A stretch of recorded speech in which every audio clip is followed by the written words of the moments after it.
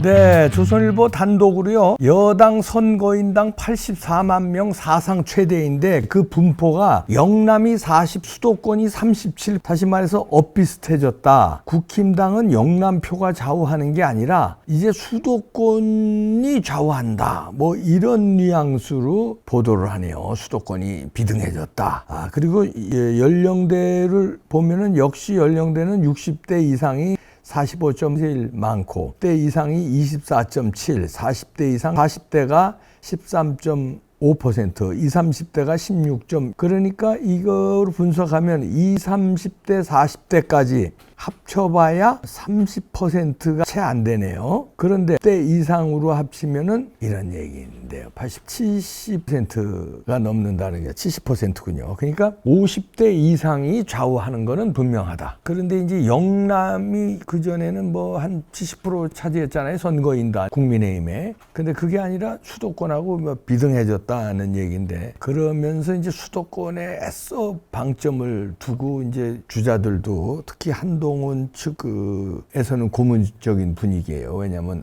영남에 이제 자기가 찍혔다는 걸 알거든요. 보수의 심장이니까 보수에 찍혔다. 근데 중도에 강점이 있다. 뭐 이렇게 준석이도 그랬거든요. 근데 그러려면 수도권 민심은 나다. 이게 이제 이준석, 유승민, 그 다음에 한동훈으로 이어지는 이분들의 이 스탠스가 그래요. 그래서 수도권이 중요하다. 뭐 맨날 이러거든요. 그런데, 자, 요거 잘 분석해야 돼요. 저희 이봉규 TV에서도 지난번 전당대회 김기현이 당대표 될 때 당원 가입 캠페인을 했습니다. 아시죠? 그래서 아마 당원 가입 그때 하신 분들 많고, 그 이후에 선거 말아먹고 한동훈이 그래가지고 열받아가지고, 물론 탈당한 분들도 계시지만 그 지난번 당대표 선거 때 김기현이가 윤심인 줄 알고, 그때만 해도 윤심이었죠. 그래서 그냥 전폭적인 지원하느라고 당원 가입을 엄청나게 했습니다. 그래서 지금 84만 명 사당 최대가 된 거예요. 그러면은 저도 수도권이에요. 저 주소지가 서울이잖아요. 여러분들도 서울 분들 많이 있잖아요. 그러면 이게 그렇다고 수도권이 중도 표심이냐? 아니라는 얘기예요. 이봉규 TV의 구독자님들은 중도보다는 찐 보수들이 많지 않습니까? 그래서 이 수도권이 늘어난 비율을 한동훈 쪽 캠프에서 잘못 오해하는 게 아닌가. 마치 중도가 늘어나서 자기들이 유리하다. 개혁 보수가 늘어났다. 개혁 보수 좋아하고 완전 꼭 개혁 보수를 찾아요. 이준석이도 그렇고, 유승민이도 그렇고. 뭔 개혁? 준석아, 네가 무슨 개혁을 했는데? 유승민, 뭔 개혁을 했는데? 배신하는 게 개혁이야? 찐 보수를 배신하고 대통령을 배신하고 이러는 게 개혁이야? 그건 배신이라고 그러는 거야. 개혁이 아니야. 그래서 이제 그 깍을 하면서 이제 그걸 이제 선거 많이 이용하는 것 같아요. 수도권이 달라졌다. 우리한테 유리하다. 이 말은 뭐냐면 지금 슬슬 불리한 걸 느끼니까 급했거든요. 그런데 이런 조선일보 이런 단독 기사가 나오니까 이렇게 이제 국민의힘 관계자들이 분석을 하는데, 이 선거인단이 84만 3,292명, 대의원이 440명, 책임당원이 79만 명, 일반 당원이 422명으로 구성됐다고 국민의힘 관계자가 정확히 그 당원 명부로 밝혔네요.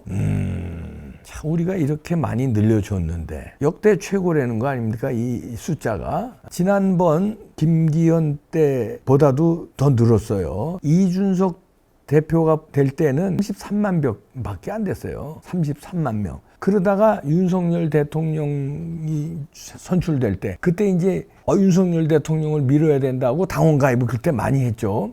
그래서 그때 늘어난 게 55만 명 늘어났어요. 그 다음에 윤석열 정부 성공시켜야 된다. 하도 배신자들이 설치니까. 그래서 그때 당원 가입 캠페인하고 난리 나서 드디어 84만 명이 된 거예요. 이렇게 우리가 찐 보수들이 밀어준 거예요. 중도 같은 소리 하지 마라. 뭔 중도가 이렇게 늘려줘. 수도권도 찐 보수들이 늘려준 거예요. 그러니까 착각들을 하면 안 된다는 거고요. 당원들, 책임당원들 성향이 어떤지를 파악을 해야지. 그게 수도권에 삶은 찐보수가 아니고 무조건 뭐 다 중도야? 영남만 찐보수야? 영남도 아리까리한 사람들이 있고 수도권은 찐보수들이 당원 가입을 해서 책임당원으로. 그런데 이제 문제는 국힘 선관위입니다. 선관위가 제대로 전당대회로 관리할 것이냐가 이제 문제인데, 첫째는 이 국힘 선관위 멤버들이 한동훈에 줄 서는 듯한 이런 게 나와가지고 지금 경고까지 받았어요. 그러니까 당직자의 중립을 위반했다는 경고를 받았는데 박관용, 그다음에 호준서, 김종혁 등의 경고를 냈는데 이 사람들이 종편 같은 데 나가서 한동훈을 빠는 그런 뉘앙스를 계속 방송을 한단 말이에요. 근데 이 사람들이 선관위원들인데, 아니 선관위원들이 어떻게 방송 같은 데 나가서 후보 중에 한 사람이 한동훈을 빨아제끼냐 이거예요. 아니 국힘당 선관위원들이 그러면 안 돼. 국힘당 비대위원들이 저쪽에 선거가 있을 때 민주당하고 선거가 붙는 게 있을 때 국힘당을 빨아제끼는 거야 당연하지만, 국힘당 선거예요 전당대회는. 명 후보 그다음에 최고위원도 후보들이 있는데, 근데 거기서 한동훈을 그냥 빨아제끼는 방송을 하는데 선대위원이다, 선관위원이다. 선관위원인 당 선관위원회는 건 공정하게 당을 선거 관리를 할 사람들인데 특정 후보를 이렇게 빨아제끼면 이거 안 되죠. 이게 이제 문제고, 이게 그 다음에 또 문제는 선관위입니다. 중앙선관위. 중앙선관위에 이 절차를 다 맡겼잖아요. 투표 절차, 그 다음에 여론조사 프로에 대한 거 이런 거. 이게 또 믿을 수 있느냐 이겁니다. 이 두 개가 의심스럽다.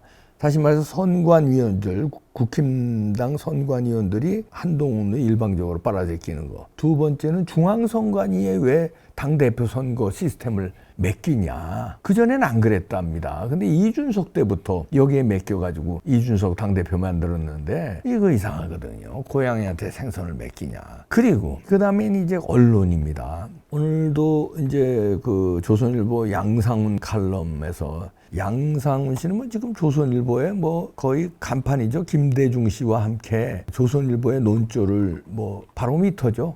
그런데 오늘 칼럼이 제목이 이겁니다. 2016년 탄핵 때 닮은 꺼림직한 정치 풍경. 감이 오시죠? 그러면서 부제목을 보니까 세월호, 여소야대, 대통령 낮은 지지율이 지금 2016년 박근혜 대통령 탄핵될 때와 지금 똑같은 분위기로 가고 있다는 거예요. 그 다음에 국정 비선 논란 등 이것도 8년 전과 비슷한 모습이래요. 무슨 지금 국정 비선 논란이 있냐? 그때도 뭔 비선 논란이 있었어요. 그게 다 그냥 과대 포장된 거고 허위라는 게 밝혀진 지가 언제인데, 그러니까 이렇게 몰아요. 최순실 씨를 아직도 국정 비선 논란으로. 아니 대통령의, 여성 대통령의 옷 사이즈 이렇게 해서 양품점에 가서 옷 사오면 그게 국정 비선 논란이야? 아니 그리고 무슨 연설문 수정했다는데 그 태블릿 PC 나왔잖아요.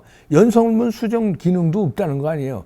근데 뭐가 국정 비선 논란이야? 1년 전에도 국정 비선 논란이 과대 포장된 거예요. 그런데 지금 그거와 똑같아. 그때 국정 비선 논란이 있었다고 단정하고 지금도 국정 비선 논란이 있대요. 이런 식으로 몰아갑니다. 조선일보가.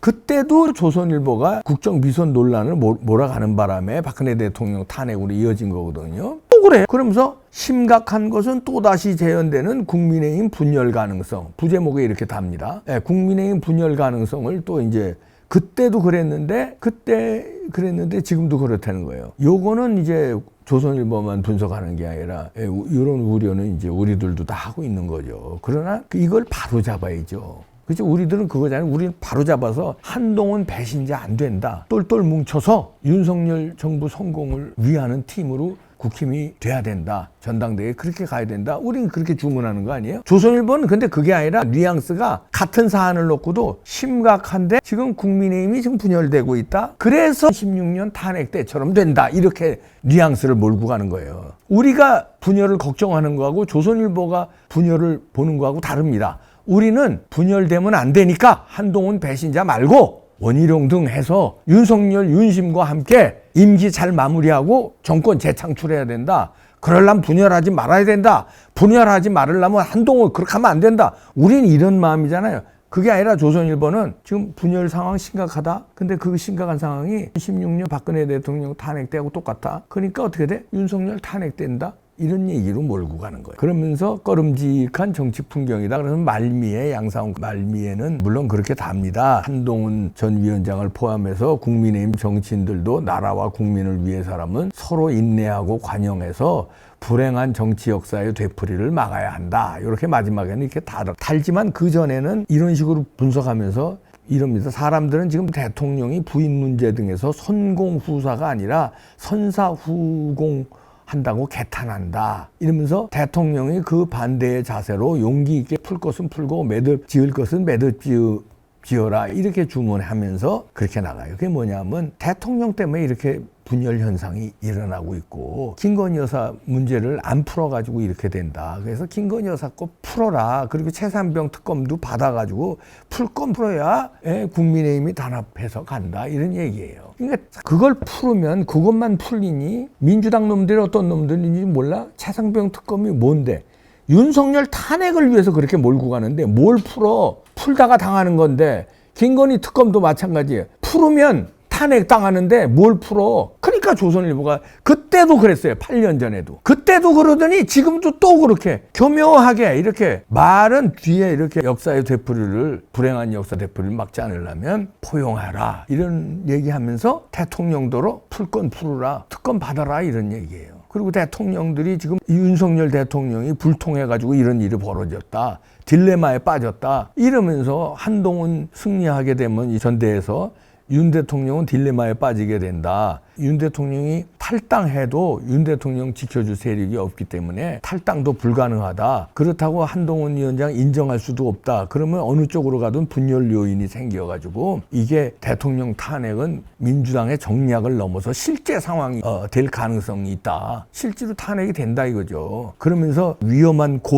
깊은 골 이거 문제인데 이 문제는 윤석열 대통령 책임이다 이렇게 몰아가요. 그러니까 지금의 전대 종합해보면 말씀드리면 수도권이 영남하고 비등해졌다는 거 가지고 해석을 잘못하면 안 된다는 거고요. 지금의 전당대회는 스무스하게 가면 뭐 여러분들이 우려하시는 대로 한동훈이 될 가능성은 굉장히 적습니다. 근데 단지 우려되는 것은 국힘의 선대 한동훈 편이라는 거. 요게 하나 의심스럽고. 두 번째는 중앙선관위가 여기 표를 관리한다는 거. 그게 의심스럽다. 그것만 잘 막으면 그 다음에 언론들이 이제 이런 식으로 해서 윤석열 까고 한동훈을 띄우는 이런 언론들. 메이저 언론들, 유튜브 말고요. 이런 걸 잘 극복하면 스무스하게 정부의 성공을 위하는 보수우파 여러분들의 마음이 전당대회에 반영돼서 무난하게 되지 않겠느냐 봅니다. 근데 그 리스크 3개 지금 제가 말씀드린 거 그거는 잘 막아야 된다. 이렇게 보입니다. 조선일보 진짜 징글징글하다.